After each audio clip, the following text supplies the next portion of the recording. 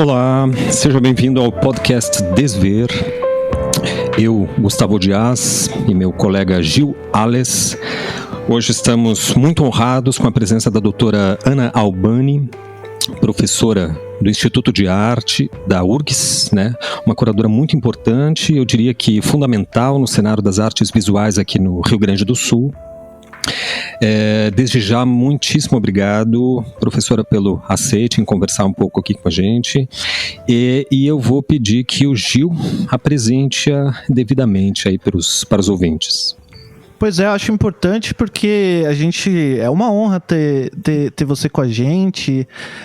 A Ana foi minha professora no curso de História da Arte na URGS, né? E ela é doutora em artes visuais, né, na URGS, teve um estágio na École des Hautes Études de Ciências Sociais em Paris, desenvolve uma pesquisa envolvendo arte contemporânea no Brasil, curadoria e imagem, foi vice-presidente da ANPAP, é professora, pesquisadora, orientadora na pós-graduação de artes visuais na URGS, no Departamento de Artes Visuais, desde 1996. É curadora, como o Gustavo falou, responsável por muitos projetos aí de curadoria, exposições de arte, e é coordenadora da especialização em práticas curatoriais, que é uma pós-graduação lato sensu no Instituto de Artes da URGS. Falei direitinho, Ana? Fica à vontade aí.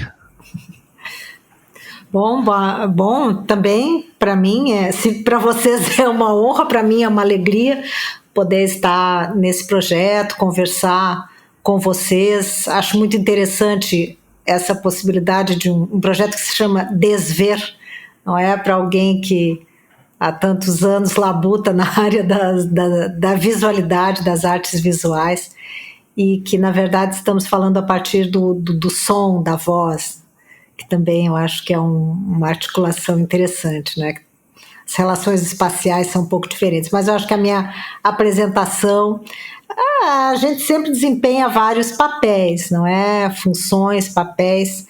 Então, profissionalmente, eu acho que no decorrer da conversa a gente pode ir abrindo outras portas e entrando por alguns outros corredores e encontrando em alguns caminhos por aí algumas outras formas de estar no mundo. Devolvo para vocês. Professora, eu vou fazer uma primeira pergunta que talvez vá parecer para os ouvintes um pouco aleatória, mas é porque eles não sabem de um lado seu, que a gente sabe, e que ajudou muito, contribuiu muito para que a gente te chamasse aqui para o programa. São seus estudos na astrologia. E aqui no podcast, esse é o meu departamento, porque o Gil é um cético inveterado. O meu departamento é da teologia. Da teologia. A gente já fez um episódio sobre teologia e foi o único que vai ter em todo o Desver, já encerrou o assunto. Mas eu me interesso muito por astrologia também. A gente já estica demais a corda aqui, né? Falar de psicanálise, teologia, filosofia, artes, crítica, etc. E a astrologia daí é demais, mas então a gente precisou assim, chamar alguém que tenha uma reputação nessa área. Eu vou começar perguntando por isso, então, Ana, por que astrologia?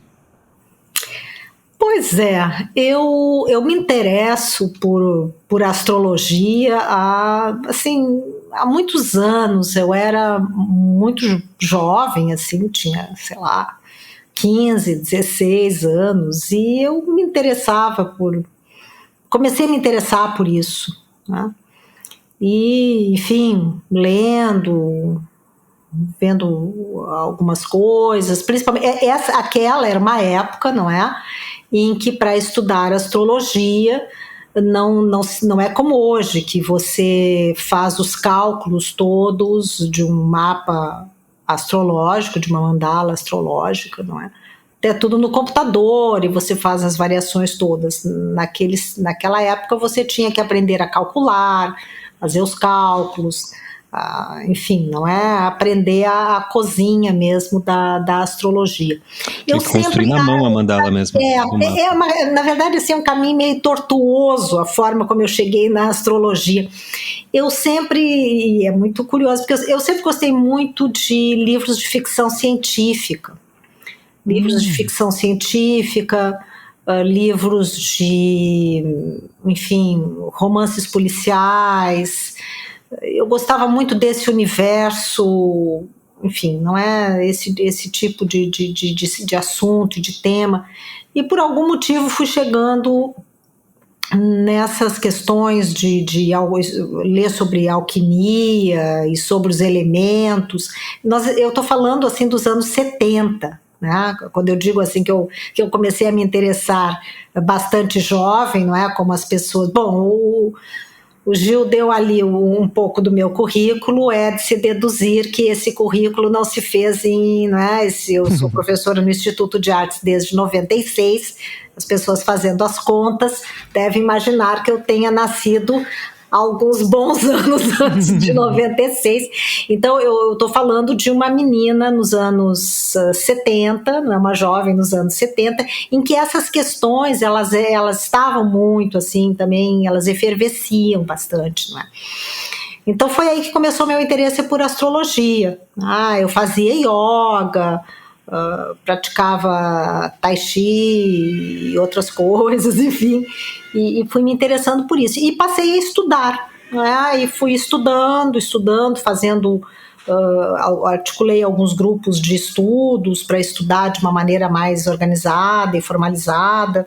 E eu vejo muito a astrologia numa perspectiva simbólica, uma forma de autoanálise e de conversar sobre sentimentos, sobre a vida, sobre fluxos, sobre a energia que vigora em um determinado momento, a partir de uma rede, de uma construção de símbolos. Eu sempre tive uma abordagem muito racional da astrologia, extremamente racional, né? Tanto que eu nunca me interessei por, embora mexesse também com tarô, com cartas, com essas coisas, mas eu nunca me apresentei como taróloga ou como assim, jogando cartas ou fazendo qualquer outra dessas, né? Porque para mim a astrologia ela tem um tipo de linguagem que te permite discutir uma série de questões de ciclos e também perceber que a vida tem essa questão dos ciclos, né? E que existem momentos em que algumas energias estão mais propícias. Eu acho que um astrólogo ele tem que ter muito eu trabalho com uma linha humanística, não é? E contemporânea, não é? Eu não trabalho embora tenha estudado, mas não trabalho com astrologia tradicional, não é? É mais uma linha contemporânea.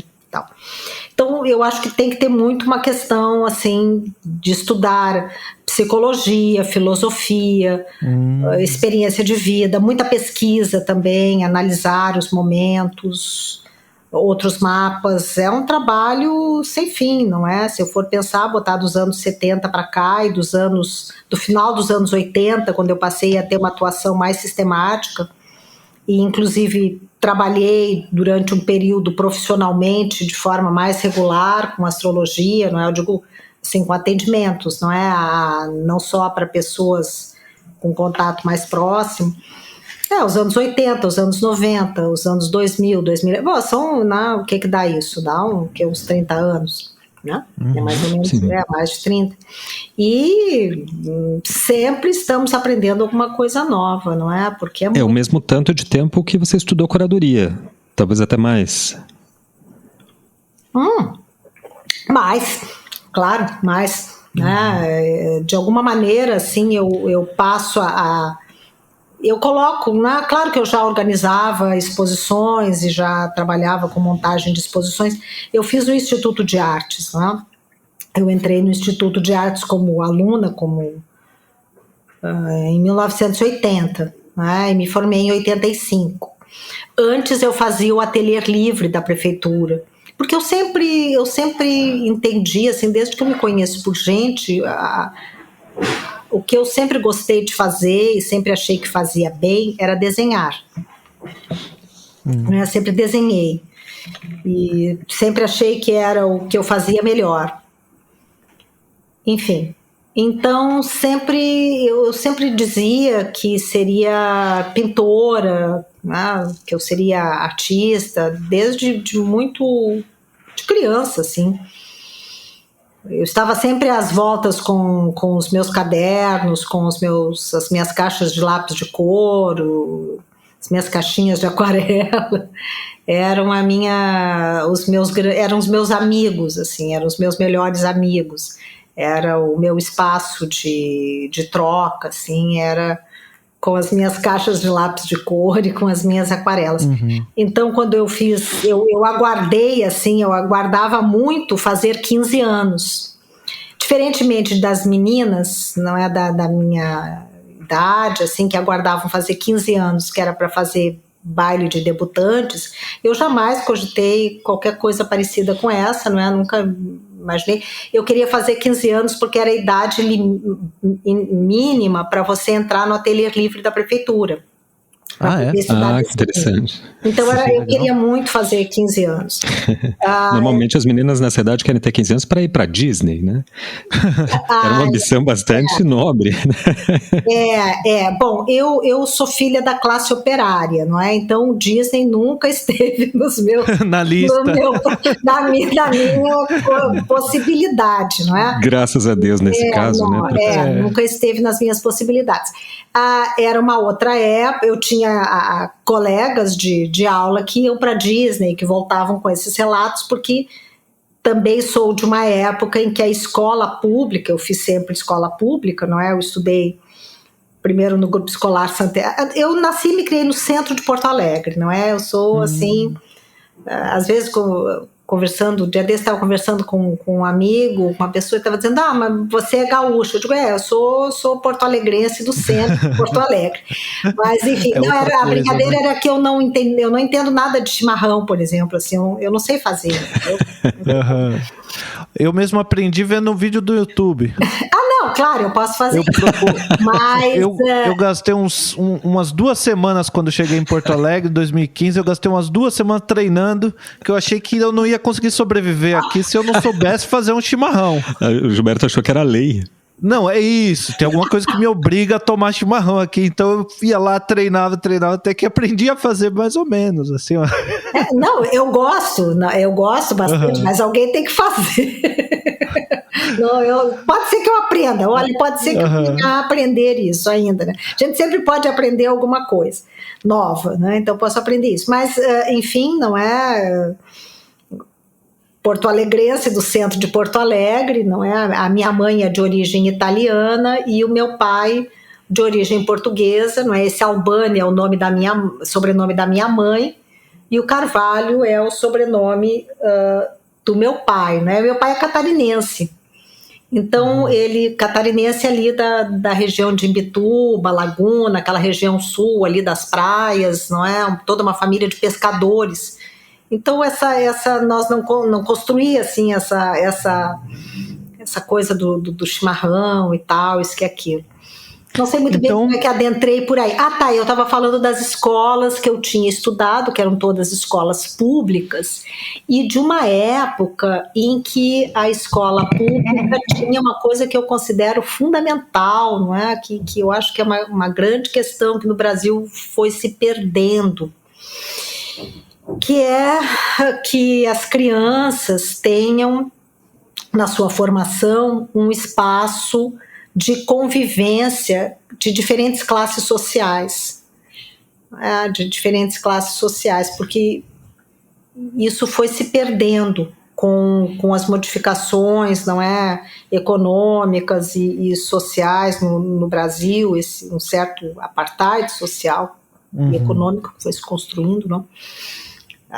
E assim, tirando alguns poucos exemplares, assim. Então, nas escolas tu tinha tanto os filhos enfim, da classe média alta, políticos, enfim, advogado, médico, engenheiro, e assim, e a filha os filhos das costureiras, dos zeladores, dos porteiros, das faxineiras. Você tinha uma mistura ali, e brancos e negros, e enfim, você tinha essa mistura. Nesses colégios todos que eu estudei, o Grupo Escolar Santa Isabel, que não existe mais, depois o Paula Soares, o Pio XII, depois o Ernesto Dornelles, que são todas escolas públicas ali no centro. Ali no centro, né? Ali no centro. E, bom, e depois a URGS, né?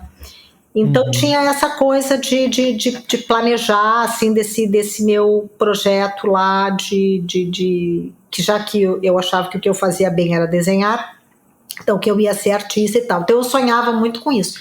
Fazia 15 anos Mas eu tinha coleguinhas que iam para Disney, elas contavam, né? Era aquela célebre volta em março, quando os professores te pediam a fatídica composição sobre como foram minhas férias. Você imagina só, as elites antigamente, isso eu não sei eu sei porque fiz o curso de História da Arte só, mas não porque eu conheço as elites tão bem, mas as elites antigamente faziam o tal do Grand Tour, né? Que era obrigatório a pessoa ir, né? Tinha que passar na Itália, na França, na Espanha, fazer ali, conhecer os museus, né? Conhecer a arte, aí tá ok, você é gente, né? Agora parece que é obrigatório ir pra Disney. Imagina só. Mas eu queria te fazer uma outra pergunta, que é... vamos entrar um pouquinho, a gente volta para a astrologia, que a gente está bem interessado nisso, mas vamos entrar um pouquinho na história da curadoria, que é uma curiosidade. A gente sabe que, bom, a gente teve um período na história da arte que meio que não existia ali, sei lá, no século XIX, não sei, me corrija se eu estiver errado, tá? Mas meio ali no século XIX, meio que não tinha muito essa história de curador, depois foi aparecendo essa figura e foi ganhando importância, né? Desde uma pessoa que meramente ajudava a escolher, a organizar uma exposição, até o ponto que a gente chegou, quem sabe ali no final do século XX, início desse século, numa posição em que o curador tinha começou a se discutir se o curador não estava com poder demais, né? A gente tinha lá o caso do Hans Obrist, que foi considerada a pessoa mais poderosa do mundo das artes em 2009, e, enfim, não é um artista, é o curador. E a gente tem essa discussão de casos em que o discurso do curador numa exposição fica tão forte que parece que ele está escolhendo obras só para ilustrar a ideia que ele já teve, né? Enfim, mas essa discussão até aponta, quem sabe, para um momento que a gente vive hoje, e aí fica a minha pergunta, o momento que a gente vive hoje que talvez seja o de pensar o que é o curador, o que ele faz, qual o papel dele na arte hoje, né? Nesse jogo com o sistema. Como é que você vê isso? É uma questão complexa, digamos assim, não é? Se a gente for pensar, eu acho que tem várias entradas para pensar uma conversa sobre essa questão da curadoria, não é? Por que ela foi ganhando essa dimensão? Digamos assim que a figura do curador, esse formato que nós conhecemos, bom, claro, os museus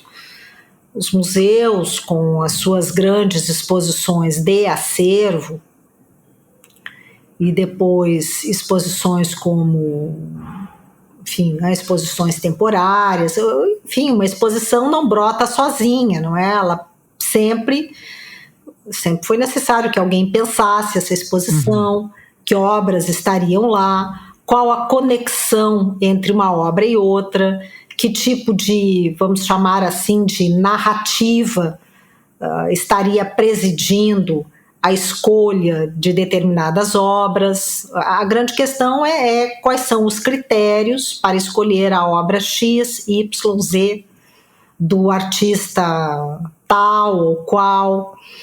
Enfim, nós vivemos durante até bem recentemente, na cultura ocidental, na sociedade ocidental, nos países, enfim, europeus, nos Estados Unidos, isso que nós chamamos de história da arte e toda a lógica, digamos, que presidia os museus e a organização das exposições nos museus, era uma determinada narrativa da história da arte, que, como nós conhecemos, não é?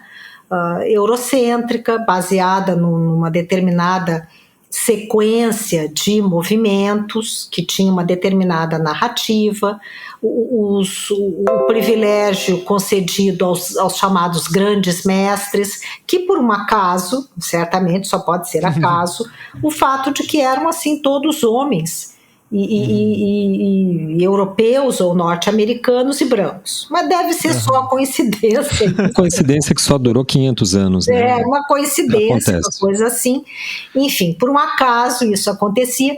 Então, nestes termos, você tinha uma determinada leitura, você tinha determinados critérios, e claro, se nós recuamos um pouco mais, você tem aqueles, né, os movimentos todos, né, se você começa...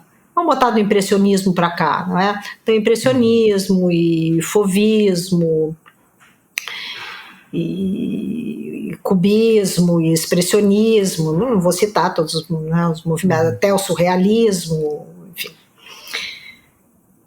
E o que você tinha eram determinados critérios muito específicos, ou você montava uma exposição, não é? Por ordem cronológica, separado por movimentos artísticos, você ressaltava os grandes mestres, você separava por técnicas, tinha aquela hierarquia no qual a pintura, não é, está no topo dessa hierarquia, a escultura logo ali do lado, você tem os temas, os gêneros, então você tinha critérios bastante estabelecidos e hierarquias muito tidas como objetivas, e para organizar as exposições, para organizar as apresentações públicas, você se valia desses nomes.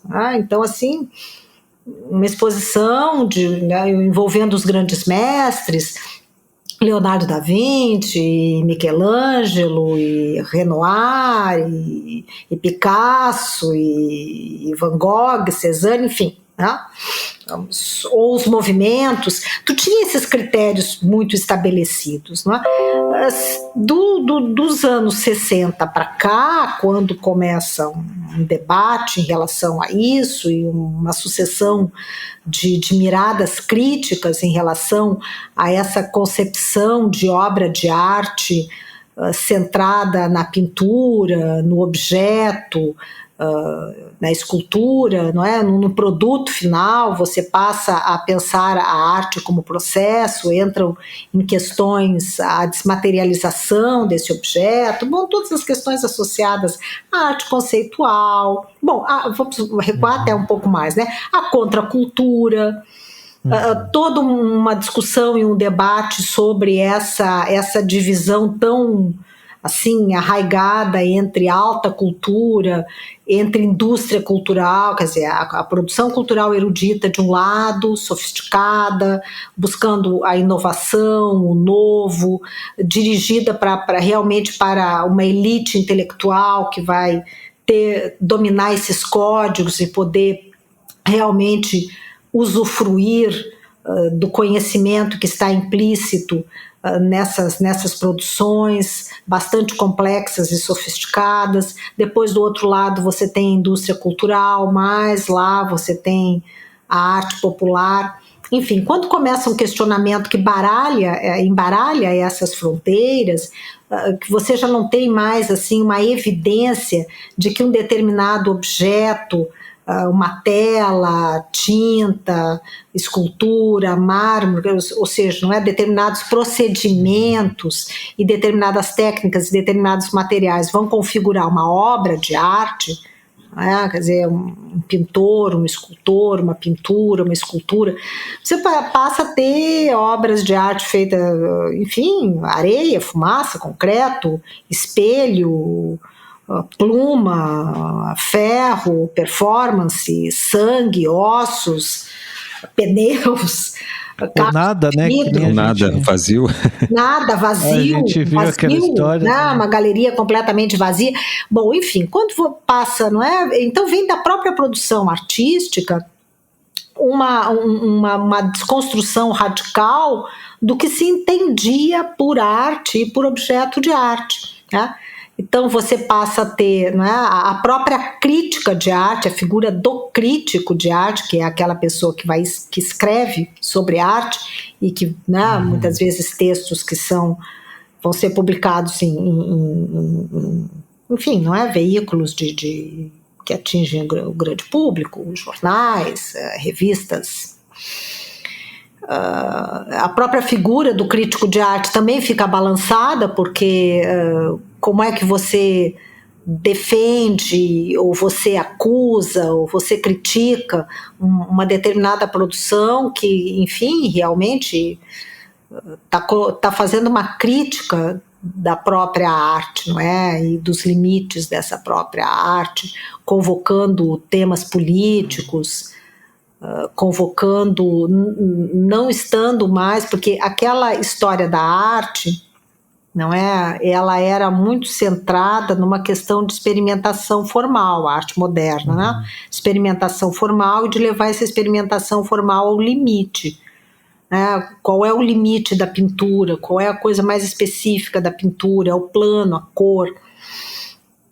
E você vai trazer uma produção dos anos 60 para cá que vai incorporar essas questões da contracultura, vai desconstruir o objeto, vai explorar todos os limites mais radicais, não só dos materiais, dos temas, dos assuntos, mas das próprias instituições, da moral, da ética, né? E nesse momento o curador vai ganhando mais poder. Pois então, digamos que começa a se tornar, não sei se necessário, não sei se a palavra mais certa é que essa figura se torna necessária, mas ela enfim, ela vai ganhando espaço, vai se tornando, enfim, vai surgindo essa figura, não é? Esse agente, que é uma pessoa que não é exatamente o crítico, não é? Porque o crítico vai escrever,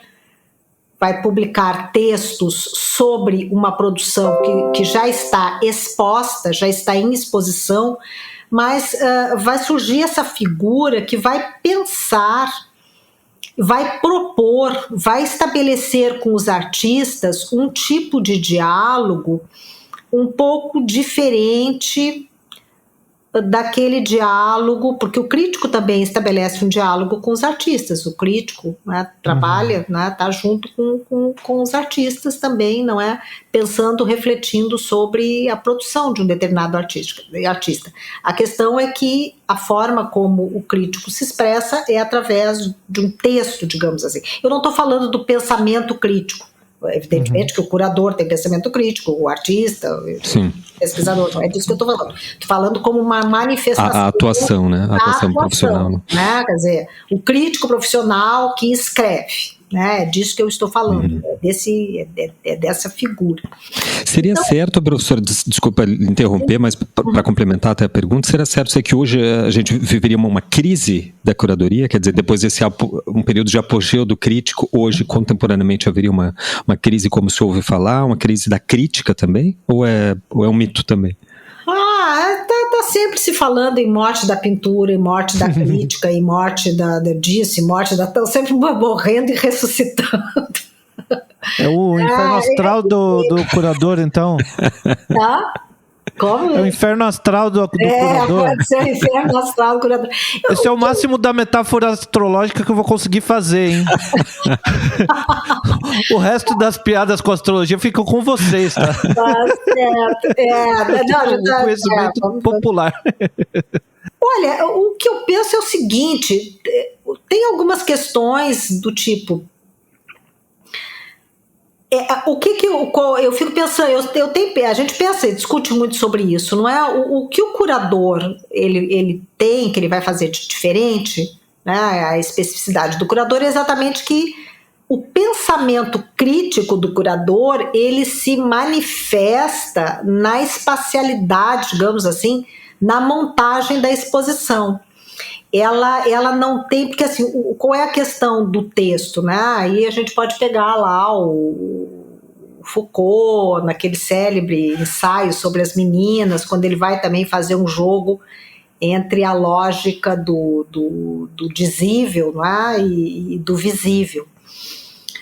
Quando você está numa galeria, visitando uma exposição, né? todo esse aspecto fenomenológico, da experiência, as conexões que nós fazemos, isso do ponto de vista da curadoria também se dá assim, quando tu pensa uma exposição, não é apenas uma conexão linear, não é? Ela é uma conexão, em rede, não é? Ela tem uma complexidade que se dá no espaço, no tempo, porque tu tem que pensar o corpo no espaço, tu tem que pensar uma exposição para um determinado espaço, um determinado lugar, tem uma questão de tempo, de temporalidade, tem a questão do corpo e do olhar do visitante quando ele entra nessa exposição, o que ele vê, as conexões que são feitas quando você vira e olha uma determinada obra, depois você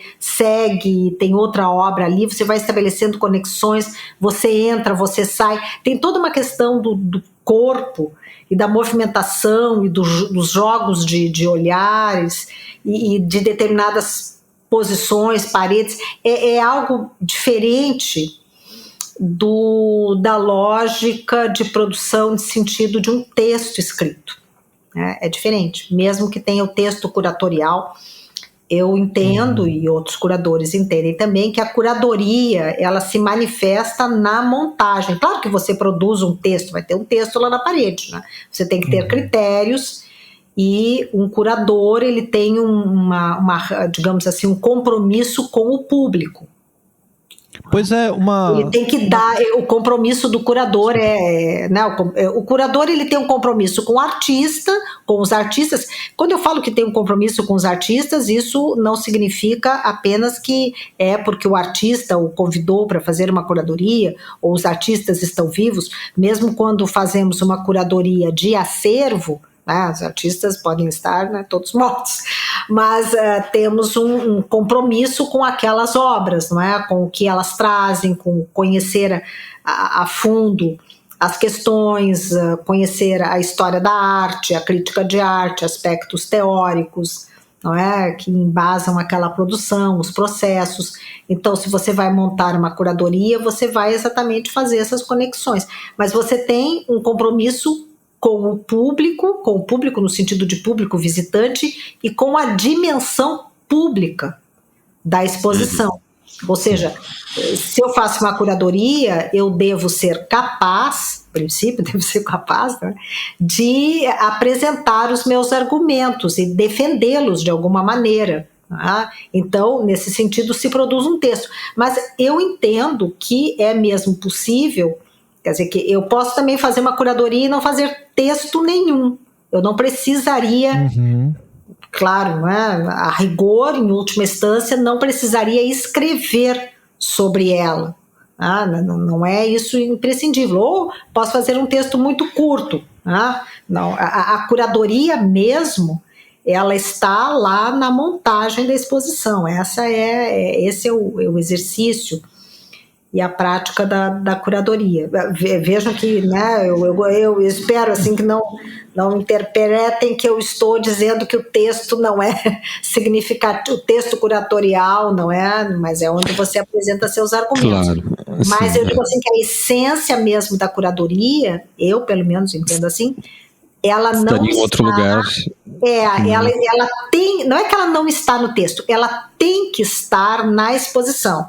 O texto curatorial, ele é decorrência desse pensamento, desse colocar no espaço, né? desse modo de espacialização. Muito até interessante essa questão, né? Essa colocação. Não, ia dizer que até por isso me parece que uma coisa que eu aprendi, eu vou depois passar a palavra para o Gustavo para ele fazer uma outra pergunta, mas eu queria só comentar com uma coisa que eu aprendi no curso de História da Arte, é que o melhor jeito de ir numa exposição é entrar, olhar as obras e depois, no final, se der curiosidade, você vai lá ler o texto curatorial, ver se faz sentido, e me parece que depois que eu comecei a fazer isso, me pareceu mais interessante algumas exposições, porque às vezes a gente vai no texto curatorial antes e já entra na exposição com a cabeça orientada por aquele texto, né? E me parece que às vezes o curador mesmo quer o inverso, né? Quer o teu olhar justamente com a obra, do jeito que ele preparou, e aquele texto é realmente secundário, importante, mas secundário, né?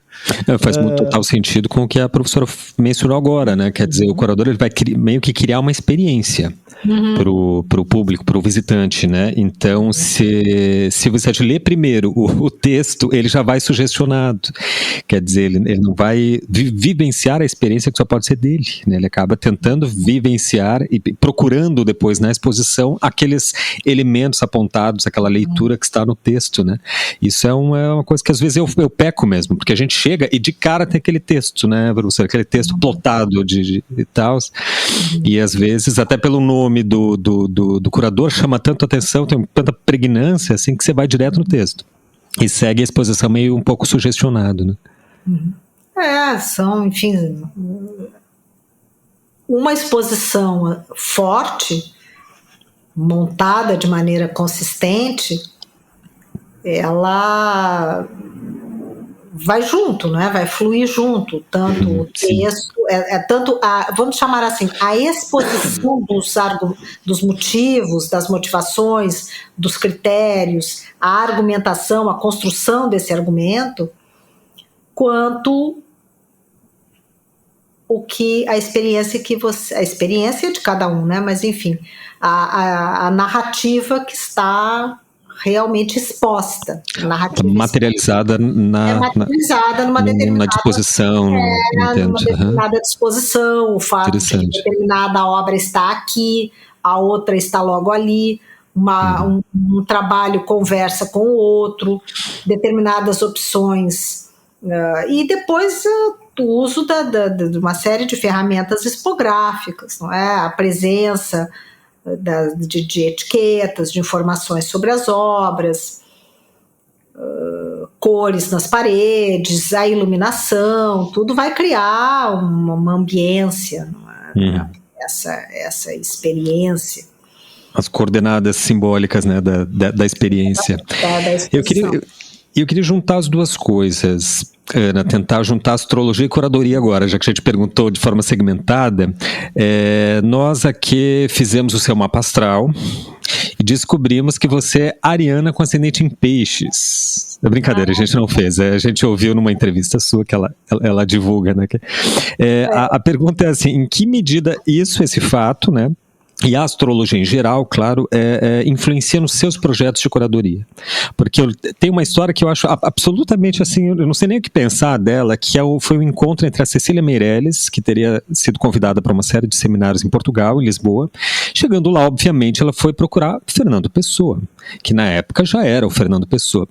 E ela ligou para ele, eles entraram em contato e marcaram um café. Na hora lá, ela, na cafeteria, recebeu um bilhete de um garoto de recados dizendo, assim, da mão do Pessoa, né? Consultei os astros, sinto muito, mas hoje não é um bom dia para encontros. Voltou para o Brasil sem ter conhecido Fernando Pessoa. Isso acontece com você, Ana, ou não é tão radical? Bom, não era um bom dia para encontros mesmo, né? Tanto que o encontro não aconteceu, né?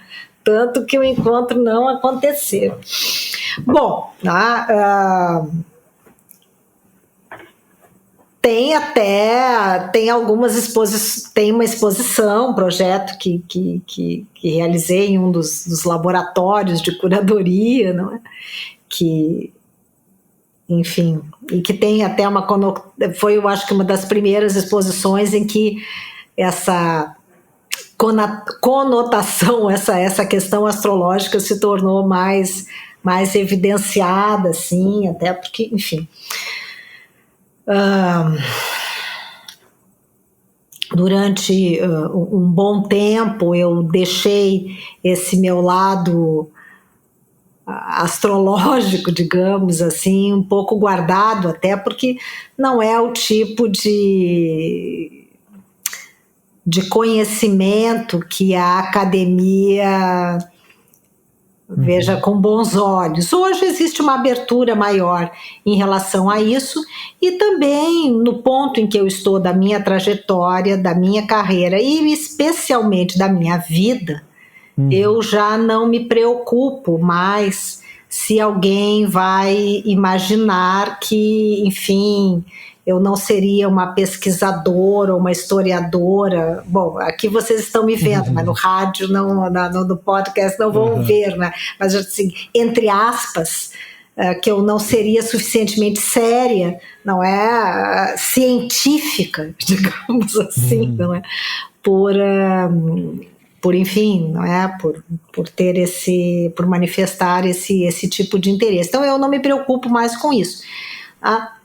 Se alguém, enfim, não é? Eu apenas vou recomendar que leiam o que eu escrevi, então, para saber, não é? Se o que eu escrevo, o que eu produzo em termos de enfim, teórico, né, nesse âmbito teórico, se existe consistência ou não é? Porque é ali que tem que buscar, né? Se a seriedade. Procura no Lattes, né? Claro, né? Procure lá, não é? Vá olhar lá, ou então, né? Enfim. Agora, então eu não tenho mais essa preocupação, mas enfim, voltando. Claro, aí nós sempre isso, e eu conheci gestores de espaço expositivo, conheci muita gente, sempre um cuidado, assim, não abrir, digo assim, ai meu Deus, não vamos abrir evento em lua desfavorável, né? Tem que ser lua crescente, o bom é uma lua cheia é bom para evento, lua crescente é bom para evento, pelo menos, não é? Uma lua nova, não é? A lua nova é quando você planta uma semente, né? Você está plantando uma ideia nova. Na minguante, então, não se faz vernissagem. Não. Bom, mas já ao mesmo tempo já aconteceu de ter, não é? Porque isso tudo, enfim, depende muito, sei lá, por exemplo, pode ser que seja uma lua minguante, mas essa lua minguante esteja num bom aspecto com, digamos, sei lá, eu sou a curadora da exposição, vai ter um evento tal, é uma lua minguante, mas em que signo ela está minguando, né? Faz bom aspecto com a minha lua, que eu estou programando essa exposição, então pode ser que a coisa saia positiva. Mercúrio retrógrado, o tal planeta isso, lua fora de curso, essas coisas todas. Mas, enfim, a gente podendo escolher a data, não é? A gente escolhe a data. E, evidentemente, né, todos os eventos, né, os projetos que eu tenho, que eu toco e tal, e participo, a gente sempre cuida desses detalhezinhos todos, não é? Para procurar que a coisa funcione melhor, que seja numa lua de boa fluência, que as energias, que o universo conspire a favor. Pois é, isso que eu acho interessante quando... Seja mais poético, pelo menos. E a gente fica mais animado, não é? E claro, como tem um pouco de fé e crença, a coisa acaba funcionando. Isso que eu achei interessante, quando a pessoa realmente entende de astrologia, aí eu respeito, porque quando a pessoa entende muito pouco, quase nada de astrologia, ela olha assim e fala... Teve uma vez que eu estava na sala de aula, e aí, eu não sei se é justo isso, mas as pessoas estavam comentando assim, meu signo é tal, eu falei assim, eu sou Gêmeos com ascendente Leão. As meninas olharam assim em conjunto e falaram, bom, agora tá tudo explicado. Já olharam de alto a baixo no Gil. Agora entendemos por quê. O que vocês quiseram dizer? Eu não sei o que isso quer dizer. Então, mas faz sentido, né, Ana? Mas eu... pois mas agora tá Quando eu soube, eu pensei a mesma coisa. Mas é perfeito, ele é isso, né? Ele é um geminiano com ascendente Leão, né? Qualquer coisa mais descritiva desse rapaz do que o geminiano. Depois a gente explica para o professor Adaida, explica o porquê, ele vai entender. Mas eu sempre... Perfeito. Mas eu sempre olho e falo assim, mas gente, tem que olhar o mapa inteiro. Claro. Porque você acha que você sabe só o Sol e ali o ascendente, quem sabe uma Lua, você acha que sabe alguma coisa? Você tem que olhar o mapa inteiro. De repente tem um planeta ali no lugar errado, que tudo isso que você tá pensando aí é o inverso. Então eu respeito assim quando a pessoa realmente entende, porque essas noções gerais eu tenho a impressão de que às vezes enganam a gente, né? Mas falando em enganação, a gente tem uma questão que assim, o artista que está começando, ele fica se perguntando o que eu faço para um curador me botar numa exposição. E aí a pergunta para você seria o seguinte: que conselho você daria para um artista que está começando, nunca foi convidado para nenhum tipo de exposição, e ele acha que ele tem um trabalho legal e ele não faz a menor ideia do que fazer?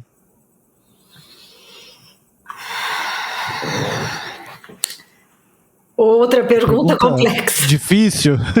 Outra pergunta difícil, né? Pois então... Essa é uma questão, não é? Como ingressar no sistema, porque a questão é essa, não é? Como ingressar no sistema, quais são as instâncias para ingressar no sistema, como você é visto, né? O meio de arte, ele é bastante hierarquizado, não é? O que acontece hoje... Há alguns anos atrás, os salões de arte tinham essa função, não é? Porque você se inscrevia nos salões e o salão era tipo de uma vitrine, assim, não é? Tinha esse caráter de vitrine.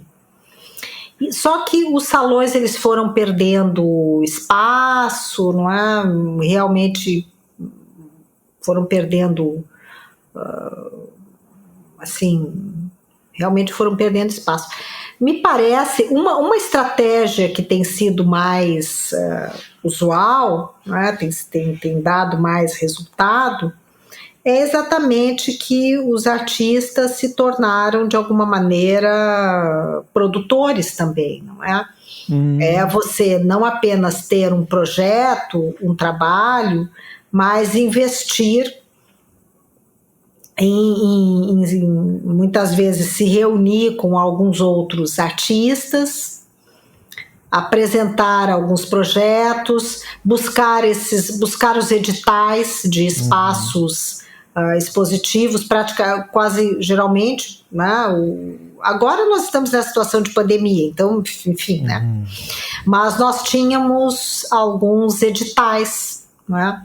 E que eram exatamente abertos a artistas em início de trajetória, até porque eles tinham essa linha de corte, não podia ter mais uma exposição individual.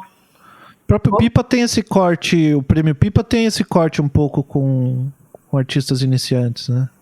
Exatamente. Mas então, aqui nós tínhamos os prêmios ali do Instituto de Artes Estadual de Artes Visuais, eram os editais para aqueles espaços expositivos que ficavam na Casa de Cultura Mário Quintana. Tem o Novíssimos no Museu do Trabalho, né, que é bem interessante. Exatamente, tinha também esses editais. A Ecarta tinha editais também de espaços expositivos. Enfim, são os editais para espaços expositivos, e aí entra essa tal questão, não é? De um circuito que tenha uma certa energia, seja um circuito minimamente ativo, existam espaços públicos, porque essa é uma outra questão, que existam espaços públicos, que existam um investimento em arte e em cultura, porque, na verdade, esses editais, eles garantiam, não davam um suporte financeiro, assim, mas pelo menos garantiam o convite, divulgação, o espaço e uma certa visibilidade, né? Porque essa é a questão, a partir dessa visibilidade, né, e aí, claro, vai do artista também saber trabalhar a partir dessa participação em editais, saber montar um portfólio, né, saber como se monta um portfólio, participar de cursos, de seminários, de eventos em que esses, enfim, curadores, galeristas, enfim, estejam presentes. Enfim, se fazer visível, você tem, quem não é visto não é. Essa é bem o lugar onde essa máxima funciona, quem não é visto não é lembrado. Nesse caso, você tem que aparecer de alguma maneira, né? Essa participação em eventos, em cursos, eventos em que você torna o seu trabalho conhecido. Uma coisa que eu acho super interessante, que não se tem promovido mais, que eram aquelas leituras de portfólio, né, que eram um tipo de... que existiam também, mas isso também tem que ser promovido por alguém, não é? Por alguma instituição, por alguma instância, por exemplo, que convida alguns curadores, galeristas, enfim, críticos lá, e até artistas também experientes, digamos, que tenham essa trajetória, e se abrem candidaturas para leituras de portfólio, e ali existem algumas trocas, porque essa é a questão. A não ser que você seja rico herdeiro, não é? E aí você já nasce ali naquele meio e tenha tudo aquilo que Bourdieu sempre nos fala, que é capital social. Daí o contrário, né, professor? Daí não é você que procura, é os outros que te procuram. Aí são os outros que te procuram. E que você esteja aí com rápido acesso a galeristas, né? Esse é um outro caminho, mas aí realmente demanda um certo capital social, que é, enfim, não é, se fazer também conhecido dos galeristas, não é, de alguma maneira. Mas aí, geralmente, um galerista vai se interessar por alguém que já tenha feito algumas exposições, esteja demonstrando que está construindo uma trajetória e que vai permanecer de alguma maneira, não é? Porque está comprometido um galerista, para apostar num jovem artista, vai, né, tem alguns indicadores ali de que aquele artista pode ter condições de seguir à frente, não é? Pois é, você comentou de cursos que de repente um artista pode fazer, que até ajuda ele a fazer um networking, conhecer outras pessoas, além do próprio conhecimento do próprio curso, e você está coordenando essa especialização em práticas curatoriais. Você queria comentar um pouquinho com a gente como que está sendo essa experiência? Está na segunda edição já, né? Quem sabe já está terceira. Na segunda, exatamente, está na segunda edição. Pois então, essa especialização em práticas curatoriais, que nós tivemos uma primeira edição já, não é? E que foi levada assim a especialização em práticas curatoriais da URGS, não é a sua primeira edição, o projeto vem ali de 2018, mas o curso vai transcorrer, não é? Ao longo de 2019. São 2 anos a especialização, professor? A especialização são 3 semestres. Não é? O curso dura 3 semestres e nós criamos algumas diferenças, não é, em relação à primeira edição. A ideia era o seguinte, não é? Nós observamos que, apesar do interesse pelo campo da curadoria, de termos disciplinas dentro do curso de artes visuais e mesmo do curso de história da arte, enfim, voltadas à curadoria, existir um curso de museologia, enfim, não é? Nós tínhamos outros cursos, mas nós não tínhamos uma formação sistemática mais consistente, enfim, na universidade voltada ao campo da curadoria. Era uma lacuna, era uma carência que nós observávamos e, enfim, era um desejo que eu acalentava já há muitos anos de investir em especialização, porque eu acho que é um formato, uma modalidade de estudo, de ensino muito interessante, porque quando você conclui a graduação, muitas vezes você tem esse desejo de seguir estudando, aprofundando, adensando algum assunto, algum tema, algum campo de conhecimento, mas nem todo mundo, tanto pode ser quando você conclui a graduação ou quando você já está no mercado de trabalho há um bom tempo, mas gostaria de voltar a estudar de uma maneira sistemática. Não apenas num curso curto, não apenas assistindo uma palestra ou um curso de curta duração, mas, enfim, estudar de uma maneira mais aprofundada, sistemática. Tá?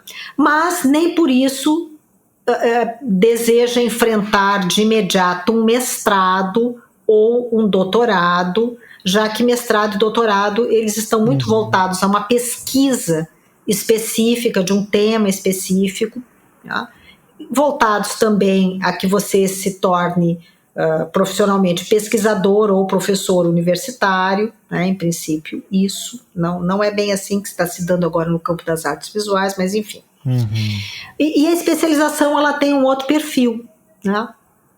É tanto esse perfil, não é, em que você sai da graduação e quer aprofundar um único assunto, um tema, um assunto, quanto você já está no mercado de trabalho, você já é um profissional com experiência, mas quer voltar a estudar, porque diferentemente do mestrado e do doutorado, uma especialização ele tem um conjunto maior de disciplinas, e essas disciplinas vão todas numa mesma direção, para vocês terem uma ideia, assim, as disciplinas que temos agora no curso de especialização em práticas curatoriais, tá? Estudos curatoriais e projetos expositivos, sobre sistema de arte, equipamentos culturais, colecionismo e mercado, seminários de história e crítica, história das exposições, práticas curatoriais expandidas e projetos educativos, uma parte muito importante da curadoria, que é o contato com artistas, studio visit e obras comissionadas, que é esse trabalho que um curador deveria ter, um curador, uma curadora deveria ter, que é fazer a mediação com o mercado, né, nesse aspecto? Assim, Não exatamente visitar os estúdios, os ateliês, conversar, conhecer os artistas, né? Acompanhar a produção dos artistas, né? Mas também essa parte, claro, não é, do comissionamento de obras, bom, os laboratórios de projeto curatorial e de montagem de exposição, laboratório de textos críticos, a parte de produção cultural, produção gráfica, e depois não é a parte de claro, metodologia da pesquisa e esses aspectos todos. Então, nesse sentido, a especialização, ele veio tanto, de alguma maneira, responder a um desejo, não é? Será que caiu? Não, acho que tinha caído. A gente está te ouvindo. Tá tudo certo. Bom, enfim. Veio tanto responder um desejo que eu tinha já há vários anos de criar uma especialização dentro vinculado ao nosso departamento de artes visuais, quanto eu acho que também de profissionais que atuam na área ou em torno dessa área, de ter uma formação mais sistemática no campo da curadoria, já que existia um interesse e existia a prática profissional, mas nós não tínhamos na universidade pública um curso voltado a isso. Nós tivemos uma acolhida muito positiva na primeira turma, todo um grupo de estudantes, fundamentalmente já de pessoas assim, com uma trajetória no campo da produção cultural, da comunicação, de arquitetos, pessoas que atuavam já no campo. Pois é, muito importante, porque existe uma atuação já e não tem um curso de graduação de curadoria, né, professora? Uma coisa até que as pessoas ficam pensando, mas curador fez o curso de quê, né? Ele é tão polivalente a atuação, eu acho que faltava mesmo uma pós assim, bastante específica, né? E me pareceu, eu sempre defendi que o formato da especialização era o formato ideal, porque talvez uma graduação interessante porque assim, é claro, curadoria em artes visuais. Alguém que para ser curador de artes visuais, é importante que você tenha uma formação ou em artes visuais, ou em história da arte, enfim, próxima, né? Filosofia, enfim, você tem que ter conhecimento sobre arte. Nem todo mundo precisa ter uma formação em artes visuais, digamos assim, acadêmica, né? Para se tornar um curador, como para se tornar um artista também não é? Enfim, pode ter outras formações de base, mas é interessante, você precisa ter conhecimento na área. Se alguém for curador na área de ciência, enfim, história, ou literatura, ou cinema, né? Você tem que ter conhecimento naquela área. Então, me parece, se alguém fosse assim, ministro da saúde, acho que teria que ter algum conhecimento na área, né? Não sei se a professora concorda. Eu acho bem recomendável que, se você vai dirigir políticas públicas, ou se você vai fundamentais numa pandemia. Não, fundamentais, ou se você vai dirigir uma instituição, que você tenha conhecimento sobre aquele campo, sobre aquela área. Não significa necessariamente, é uma coisa curiosa, não é? Não basta, aí é que está, não basta ter conhecimento, ser especialista no assunto, né? No assunto em si. Por exemplo, não necessariamente um artista ou um historiador da arte será, não necessariamente, tá? Um bom ou um melhor gestor de um museu de arte. Tá? Um bom gestor é um bom gestor. Tá? Se esse artista e esse historiador da arte forem também bons gestores, administradores, então eles serão bons gestores. Parece meio, né, uma piada. Quer dizer, não basta você ser especialista no assunto. Você tem que, né, claro, se eu vou ser gestora de uma instituição, eu tenho que ser, não é? Tenho que conhecer técnicas, tenho que saber, ter capacidade administrativa, capacidade de gestão. Então, no sentido da curadoria, também é isso. Não é? É mais ou menos tem essa mesma relação. Quer dizer, para que eu seja um bom curador, eu devo pensar, refletir sobre questões específicas do pensamento curatorial, no que consiste fazer uma curadoria, no que consiste, vamos falar de exposições, mas isso se aplicaria a curadorias em outros campos do conhecimento. O que significa estabelecer critérios, o que significa conceber uma exposição, pensar nas narrativas, pensar nas modalidades de espacialização, pensar em termos de expografia, pensar, assim, a curadoria envolve um trabalho de negociação constante, não é? Um curador, ele é um negociador, ele tem que ser alguém que está em constante negociação em relação às negociação de expectativas, né? A minha definição de curadoria, o trabalho de curadoria na prática é uma negociação de expectativas, porque o gestor do espaço que está abrigando essa curadoria, ele tem certas expectativas em relação ao evento que a instituição está acolhendo, quer dizer, pode ter expectativas de público, pode ter expectativa, não é, que ele tem que atender em relação aos possíveis patrocinadores desse espaço, por sua vez, já mencionando os patrocinadores, se existia essa figura, não é? Enfim. Também podem ter expectativas de número de público, por exemplo, mas os artistas, cada um dos artistas dentro da exposição terá suas expectativas específicas. O que essa deve ser a mais difícil de sanar, né? Em relação a como o trabalho será apresentado, de que maneira será mostrado, como está, como deixará de estar. Bom, enfim, não é? O público terá expectativas, os mediadores, o pessoal a equipe que trabalha nos projetos educativos, por aí vai, todos têm expectativas. E o curador, não é? Quem faz a curadoria, de alguma maneira vai, não é? E claro, o próprio curador também, não é? Nós temos aquela exposição sonhada, desejada, aquilo que gostaríamos de fazer, e tem o que a gente consegue fazer com os recursos, físicos, materiais, equipamentos, com que a gente dispõe. Né?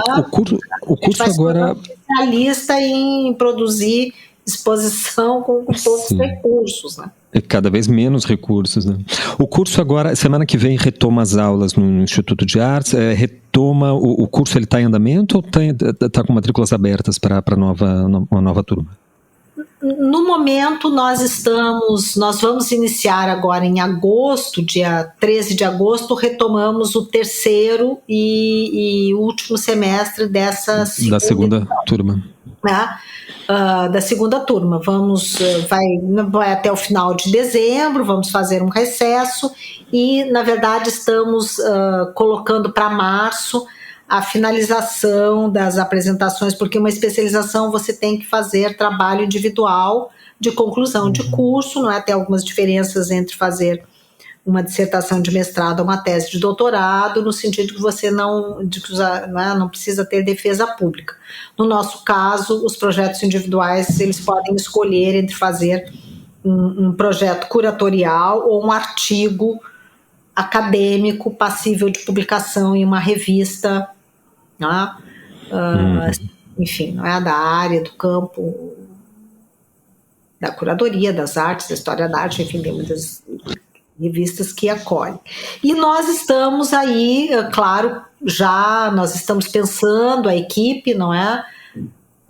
Eu como coordenadora, a Bruna Fetter, vice-coordenadora, nós temos um grupo conciso de professores, até porque é muito importante que, quando pensamos a equipe de professores, pensamos em tanto que os professores deveriam ter conhecimento teórico, histórico, pesquisa na área, mas que também tivessem atuação prática naquele tema da disciplina que fossem trabalhar. Isso para nós era fundamental, já que essa experiência prática, não é, de cada um no seu campo, no seu métier.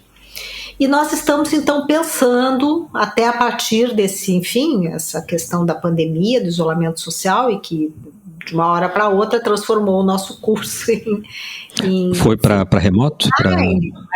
Tudo virtual, né? Tudo tudo no modo online. Isso, ao mesmo tempo, no início foi um choque. Eu me lembro que conversamos bastante, eu e Bruna, eu disse, vamos tocar uma segunda edição, será que vamos conseguir? Não é? Porque é um curso que tem uma dimensão prática.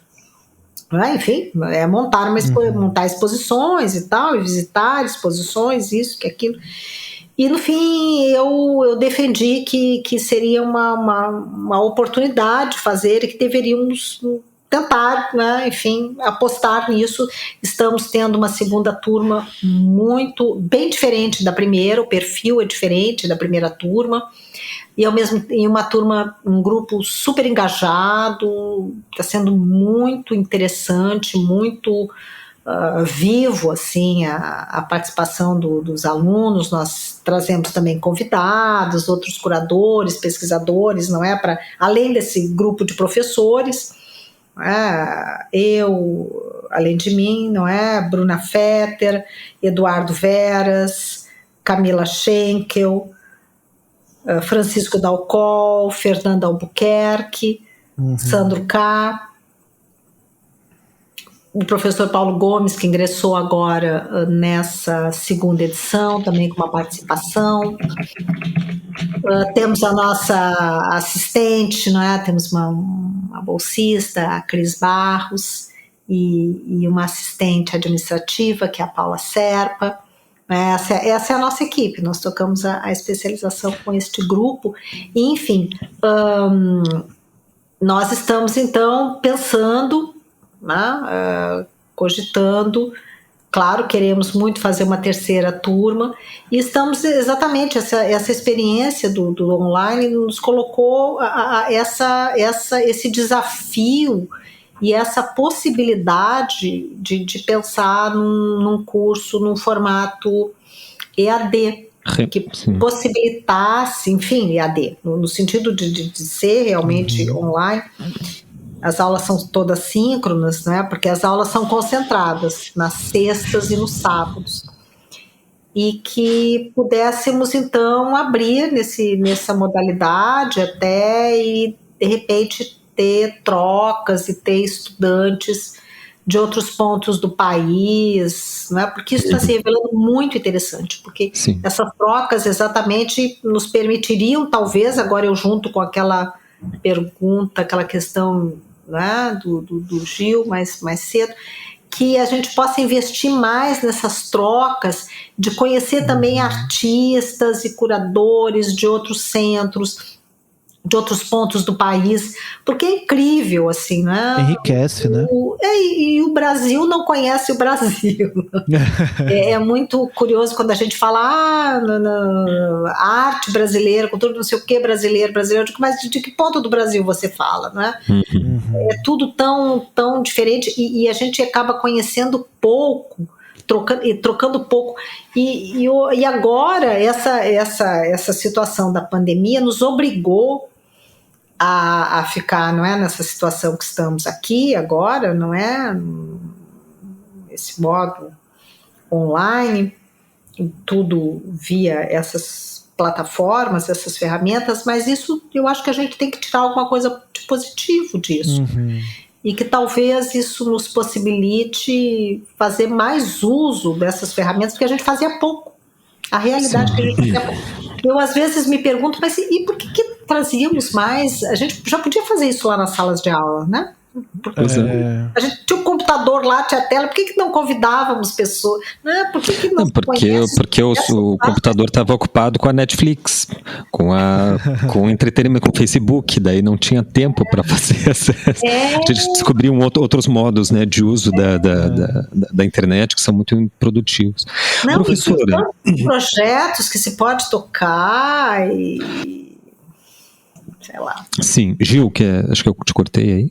Não, eu que te cortei. Eu ia só comentar com uma coisa que sempre eu sempre fiquei pensando por que as aulas não são gravadas? porque tem aulas que eu assistia assim na faculdade, que eu falava, meu Deus do céu, eu anotava tudo. Até eu fiz um trabalho, né, de arte, que era as minhas anotações durante o curso de História da Arte, tinham ali uma elaboração, que depois viraram uma exposição das anotações que eu fazia durante a sala de aula. Mas eu sempre me perguntei assim, mas gente, isso aqui é um negócio tão legal, por que a gente não bota faz uma plataforma aí depois, e as pessoas tem né, essas plataformas eu vivo fazendo esses cursos da Stanford, da Yale, que estão por aí na internet, que é só clicar lá e assistir, e que, enfim, mas porque eu me divirto com essas coisas. Eu sempre fico perguntando por que a gente não grava mais materiais assim, que estão, né? Poxa, o professor gastou ali um baita tempo se preparando para dar como uma performance, que nem teatro, né? Aquela aula naquele dia, e depois ficou na memória dos alunos, e é isso mesmo, né? Essa é uma questão que vai começar a aparecer aí, né, cada vez mais. Mas professor, a gente precisa encerrar, porque tem chegado no tempo. Os nossos ouvintes sempre reclamam que é muito longo os nossos episódios, porque a gente fica falando, são dois neuróticos, assim, quando a gente se encontra, não para mais. Mas eu queria ainda assim, para encerrar, e até lhe pedir, né, lhe abrir espaço para uma palavra de encerramento, algo que não foi falado aqui e você gostaria de ter dito, mas a gente podia encerrar com uma forma assim mais até divertida, que é o seguinte: a gente sabe que quem trabalha, digamos, nos bastidores da produção cultural, como é o caso, né, da curadoria, até da docência, acaba assim presenciando muitas situações e tem sempre muita história para contar. E a gente pergunta, você teria assim alguma história ou algumas histórias interessantes que gostariam de compartilhar com a gente, que te marcou nesses anos todos de atuação? Nossa, muitas. Assim... Dá para fazer outro programa. Eu acho que fazer outro programa, né? Só... É difícil, assim, né? Tantas coisas, tantas histórias marcaram, tantas situações de bastidores. As situações de bastidores não sei se daria para contar. As mais interessantes, não é? Não daria. Porque, claro, quando a gente chega numa exposição, ela está limpa, não é? O espaço está limpo, literalmente limpo. Mas, em muitos casos, até a montagem, a grande questão de uma exposição, acho que é a parte mais, pelo menos é o que eu gosto mais, assim, todo aquele trabalho, aqueles dias principalmente que antecedem a abertura, a festa de abertura, e que é o trabalho de montagem, estar ali no espaço, naquela confusão toda de obra, trabalho para cá, às vezes artistas chegando com os trabalhos, as decisões de montagem, tinha se planejado, feito um projeto de uma determinada maneira, mas ali na hora se percebe que tem que mudar alguma coisa e que vai ficar muito melhor mudando aquele detalhe. E, enfim, não é? E aquele espaço, aquela movimentação toda, aquelas trocas, aquelas conversas, é a melhor coisa de tudo, não é? É um momento muito vivo, assim, né? Esse laboratório todo de construção da exposição ali no espaço. Depois, claro, tem a festa, é bom, a gente respira, tem tempo de beber ali um espumante, conversar e receber as pessoas. Mas... Acho que até a bebida serve para isso, né, professor? Porque para o público é o início da exposição, mas para a equipe de montagem é uma festa de encerramento do processo, né? Para o artista, para o curador e para... Embora assim, a exposição encerra mesmo quando a gente faz a desprodução, que é quando as obras ou voltam para a reserva técnica, ou voltam para a galeria, ou voltam para o colecionador, para o artista, para quem seja. Mas tem essas coisas todas, assim, não é? E um outro prazer muito grande que se tem quando se monta uma exposição é poder, enfim, ver de perto, manusear, tocar em determinados trabalhos, assim, enfim, um bicho da Lígia Clark, um trabalho de alguns desses que geralmente está sempre numa redoma, exposições, enfim, que a gente descobre, como foi o caso da coleção do Pedro Skosteg, que enfim, foi uma coisa muito... essa é uma história que é curiosa, essa é uma historinha que dá para contar. Pedro Skosteg, então, um artista referencial para esse período da arte brasileira dos anos 60, 70, né? Um artista que aqui no Rio Grande do Sul ele tinha muito mais conhecido como médico e como escritor, mas ele vai para o Rio, não é? Tem contato ali, ele vai com Hélio Oiticica, não é? Aqueles princípios da vanguarda brasileira que ele escreve junto com Oiticica, vai participar, não é? Com objetos, e ele tem toda uma questão de poesia e objeto, e essa interação com o espaço, bom, enfim. E essa trajetória como artista ele vai desenvolver muito no Rio de Janeiro, né? E ele retorna para cá com a família, para Porto Alegre, e enfim, né? Depois ele vem a falecer, e as obras do Skosteg ficam, e que tem uma conotação política forte também, não é? E ficam no apartamento da viúva, ficam todos lá no apartamento da viúva. E, claro, ele é um nome referencial e a partir, não é, de uma grande amiga minha e colega, né, nós nos conhecemos na célebre exposição que acontecia na PUC durante os anos 80, artes plásticas, suportes científicos e praxis, que fez toda a formação teórica de uma geração de pesquisadores, de historiadores, aqui no Rio Grande do Sul, em Porto Alegre, e Susana Gastal. E ela, em função de um trabalho dessa especialização, entra em contato com a viúva do Skosteg, e quando vai visitar, não é, a viúva do Pedro Skosteg, chega lá no apartamento e quase cai dura para trás, como se diz aqui, né? Descobrindo que a coleção inteira, as obras do Skosteg estão todas lá dentro do apartamento, né? Dentro do apartamento de Porto Alegre. E uma coleção magnífica, fantástica. Aí começamos a montar, ela me convida, né? Começamos a montar um projeto. Já existia um projeto da PUC que tinha colocado assistentes junto desses escritores gaúchos referenciais, não é? Eles já estavam pesquisando a parte de literatura do Skosteg, que era o que aqui ele era mais conhecido, mas não tinha nada em relação à parte visual. E nós fomos montando um projeto e buscando um espaço onde poder apresentar essa exposição, e conseguimos teve um suporte, não é? Um edital que permitiu uma verba para catálogo, para montagem da exposição, para curadoria, para expografia e tal. E o pessoal da Bienal do Mercosul também andava atrás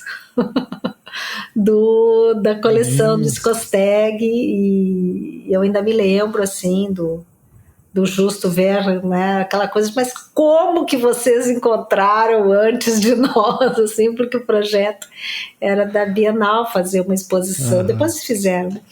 Depois foram feitas outras exposições e tal, mas a grande questão é que nós chegamos antes da Bienal do Mercosul, na exposição do... Pena que não dá para patentear, né? Mas foi engraçado, porque e ele disse, mas como é que vocês encontraram? Mas era bem fácil, eu tava no lugar mais... Era tipo a carta roubada, né? A carta roubada, né? A carta roubada. Você estava no lugar mais óbvio, estava dentro de casa, estava na casa... Olha... Para não dizer, então, que não falamos de Lacan nesse episódio, porque eu leio aqui todo episódio, Lacan abre seus famosos escritos como análise da carta roubada, que é o conto de Edgar Allan Poe. Obrigado pela deixa, professor, para a gente poder... Agora sim está completo o episódio, podemos encerrar. Exatamente. Eu vou passar pro Gil, acho que o Gil vai fazer o encerramento, mas a minha parte eu deixo por aqui, de novo agradecendo muito a presença, a professora, a disponibilidade, sua generosidade mesmo, porque francamente falando, quando a gente viu o seu currículo, a gente pensou assim, meu Deus, mas como é que a gente pegou e convidou assim, né, simplesmente, sem uma mediação, e foi sempre muito generosa na recepção e nas falas aqui, muito gentil, muito obrigado. Eu que agradeço a possibilidade dessa conversa, foi bem divertido, foi bom. Bom, obrigado então, e ficamos por aqui hoje. É isso aí, pessoal, até mais.